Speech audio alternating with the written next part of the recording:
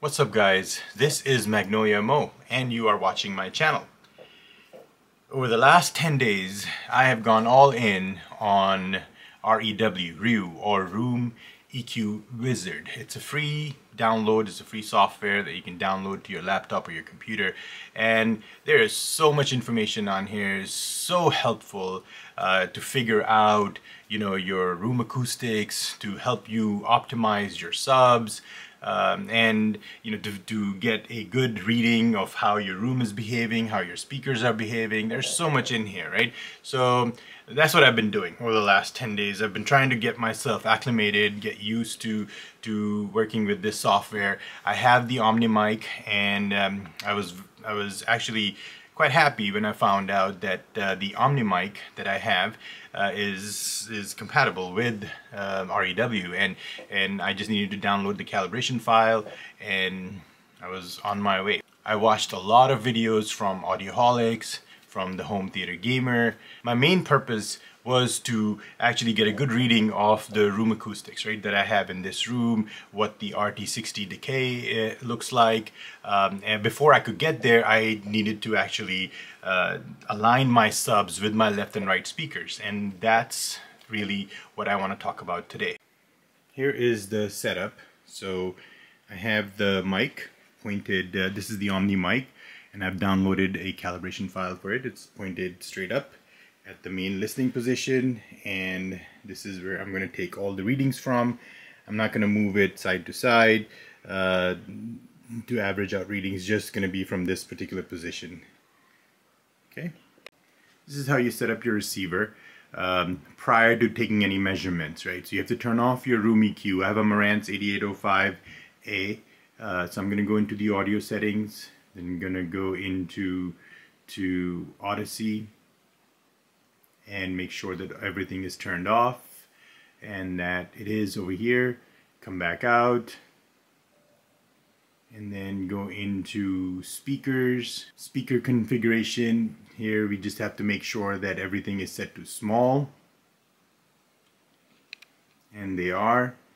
Come back out, and then crossovers. You have to make sure that your crossovers are all set to 250 Hertz, right? So you want everything going to the sub for calibration purposes. So now that you have the receiver all set, we're gonna go ahead and open up REW. First thing we're gonna do is go into our preferences, make sure everything is set up correctly here. So I got my Marantz selected as the output device, and I got the Omni mic selected for the input device, and sweep level -12, calibration file, just have to make sure that that's there. That is the file that I downloaded from Dayton Audio's website, and the mic is pointed straight up at the 90-degree angle. Alright, so we're good here. We're gonna go back out and pull up the SPL meter and the generator. And what we're gonna do is use the left speaker only and generate a sweep and match the output for the left speaker at 75 dBs, right? So that's where we want to calibrate everything or optimize everything. Anything lower, you're not going to get the right readings. So let's start. I'm going to increase the volume on the receiver to get to 75. Okay, so then what we want to do is we want to level match the subwoofers individually, right? So I'm going to do the same thing here. I'm going to go into my SVS app.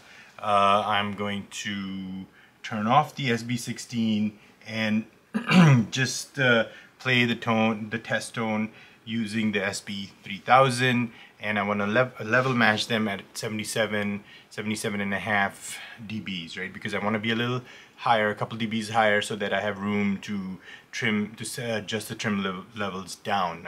Instead of boosting them, you're better off trimming them down. All right, so I have the subcal selected over here, and I have the left speaker selected here. Same thing. Let's go. There you go. So that's the SB3000. turn up the SB16 Ultra. There we go. And now we're going to take some individual measurements. So because I have the SB16 already turned on and the SB 3000's off, I'm going to take a measurement of the SB16 Ultra, and I'm going to call it SB16 No Odyssey. The left speaker selected right here. The frequency, end frequency, I want to measure up to 200 Hertz. I don't want to go any higher than that. If it's at 220,000 Hertz, you should, update it to 200, because if you go any higher, you're gonna introduce your left speaker again, and there's really no point. We're trying to integrate and actually just get a reading of the sub in relation to your left speaker. All right. The other options here are for the length. You're going to keep 256K. You can increase it to 512 if you want, but it's going to increase the time. Over at 256K is fine for 5.5 seconds. Level at -12, and it's a single measurement, and that's it. And we got our mic set up over here, and let's go. We got 19 Hertz at 77 dB. It drops off a little bit, and then there's a big null between 44 and 54.9 Hertz, and then there's another null in between 80 and 100 Hertz. So this is just one sub. Now I'm gonna go ahead and turn off the SB16 and turn the SB3000 on and take a measurement of that. So this is SB3000 No Odyssey.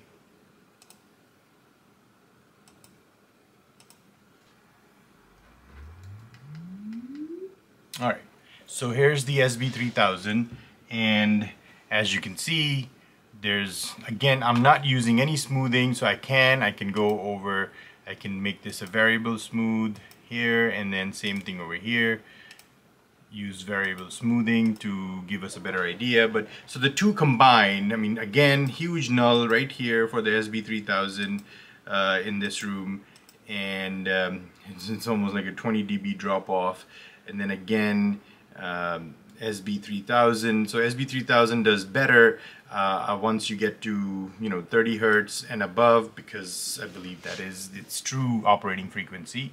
It does, in general, is doing better. It doesn't really drop off a whole lot. There is a dip right here between 46 and 54 again. I think it's my room playing into this picture, and then another null, huge null from about 80 Hertz or so, right? But so these are two individual subs, right? Though that's the reading. Now I'm gonna actually turn both of them on and take a combined reading. Both subs, No Odyssey.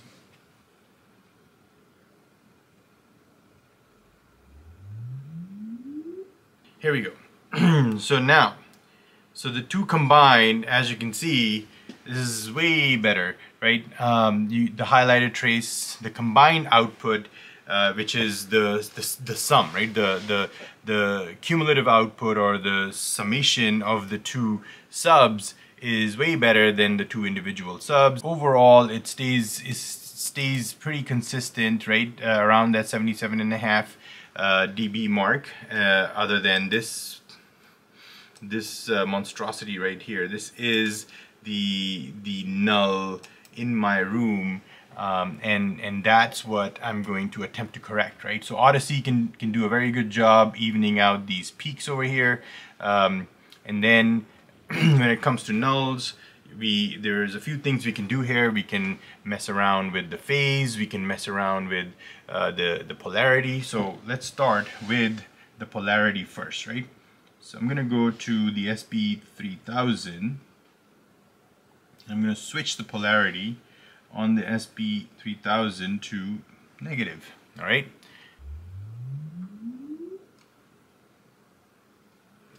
Okay, so that bumped up the output quite a bit, and also at the same time increased the null. So that's most likely not the right route to go, right? The other thing we can do here is we can mess around with the phase. So I'm gonna again use the SP3000. I'll start with a phase of 30 degrees.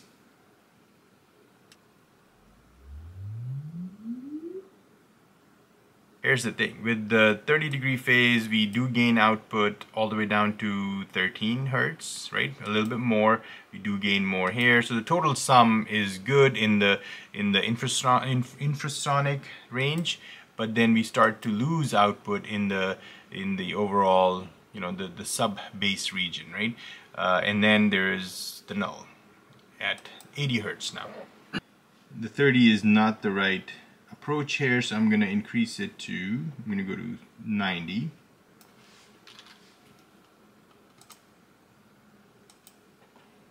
Take the measurement again. Alright, here's the 90. Now that's introducing a couple of huge nulls, so that's not the right setting. So you get the point here. You have to mess around. So I've done this before. I know that in this room, in my situation, phase doesn't do anything, right, to correct the output. So I'm going to put that back to 0 in both cases. So now the next step here is to run your room EQ. Alright, so now that we've run Odyssey, we're going to take the measurement with the left and the right, and I'm going to call this both subs with Odyssey, left plus right, right? And I'm going to remove this right here. Keep everything the same. Okay, so there you go. So Odyssey, as you can see, has done a very good job of eliminating. The first thing that it eliminated was this big null that I have over here, right? So this looks pretty good to me. Now we can tweak this further, right? And by that, what I mean is we can play around with the delay, right? So the distances of the two subs. Now, because I have two subs, when we're talking about sub-alignment with the left and the right speaker, you have two subwoofers. You have to make the same adjustment on both the subwoofers. So if you're going to take off a foot, or add a foot, or take off 3 feet and add 3 feet, you're going to do that for both the subwoofers. Or if you have 3 subs, you're going to do it for all 3 subs, right? But in my particular setup, you know, I've messed around with the various distances. And what I came up with is 3 feet. So let's do -3.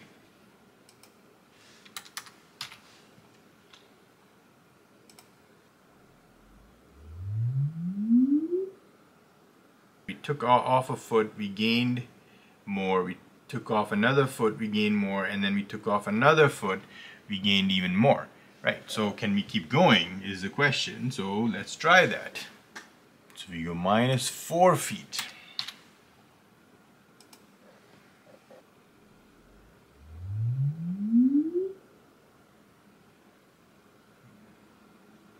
So now it's starting to look worse.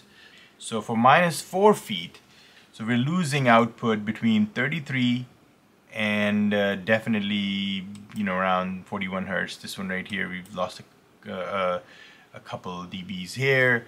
So I think -3 is, as I mentioned, is where I landed, and that seems to be the best possible delay that we have, right? Now, if you're wondering, well, how come you didn't go up? Well, we can try, right? So let's go up.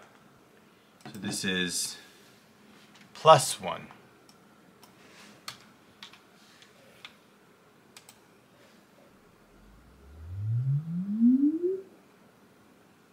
And as you can see, when you start adding to the distance, you start losing output as well, and that's why I kind of backed off of that, and taking off is better, right, in this particular situation. So we're gonna stick with the delay that we have of -3 feet. Now let's start playing with the crossovers to see if we can gain any better or gain some output in other areas. Right? So let's start playing around with the crossover. Okay. So again, left and right speakers. I'm gonna cross them over at 60 this time.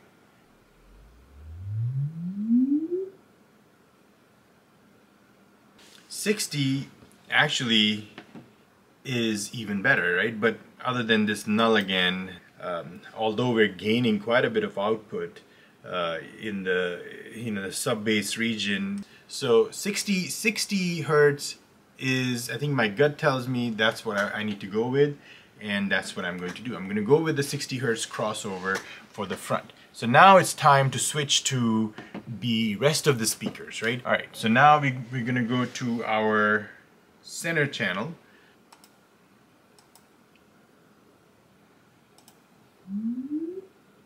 That is the center. Again, same anomalies happening around the 75 hertz range for all of these speakers, but to me so far there isn't any unusualness going on, right? So now we're gonna go to our surround left. That's also crossed over at 60. Well, this is the surround left. That one's got a massive null around 90 hertz. As you see the same thing on the surround right.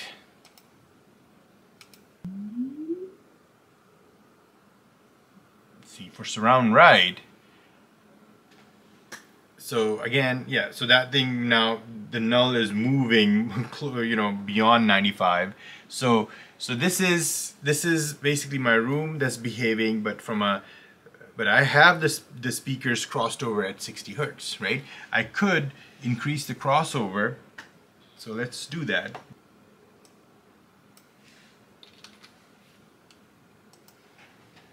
So 120 does improve, or does get rid of that null. You have to set the crossovers based off of your room, right?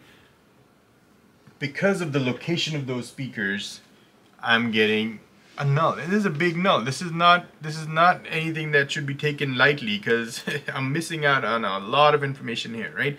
So by going to 120 hertz crossover, I actually eliminate that entire null, right?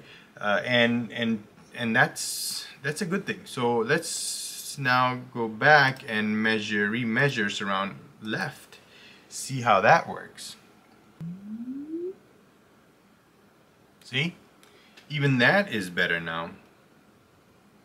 So the anomalies around that's between the 75-80 hertz range and the nulls, that were being created previously, those are all now gone away, or pretty much gone away. Not completely gone away, but gone away to a certain degree. So let me show you what we have ended up with, right? All of the speakers crossed over for smoother bass. Especially in the sub-bass region, they're all pretty much within 83 to 76, like 8 dB difference, right? I think that's very good overall, and from a frequency response standpoint. If you want to apply some smoothing like some of the other people do, go to 115 dB smoothing. Look at that. That looks even better. Most importantly, for me, it's the left and right, together. Because when you're listening to music, you don't want to lose, bass when there is, or even if you're watching movies, you don't want to lose out on any information, right? And I forgot to mention the most important thing. Once you make the adjustments in your receiver, right? I was going through and making adjustments in my receiver, like for distances, for the delay, for the levels, for the crossovers, right? Because I use Multi-EQ XT, I use the Odyssey app for this, I have to actually go back and enter all of those changes into the Multi-EQ multi-EQ-XD app, right? And then resend all of that data, all of the room correction back to the receiver based on what I did here. So I hope you guys like this video. As usual, please don't forget to like, subscribe, and share this video, and I will see you guys in the next one.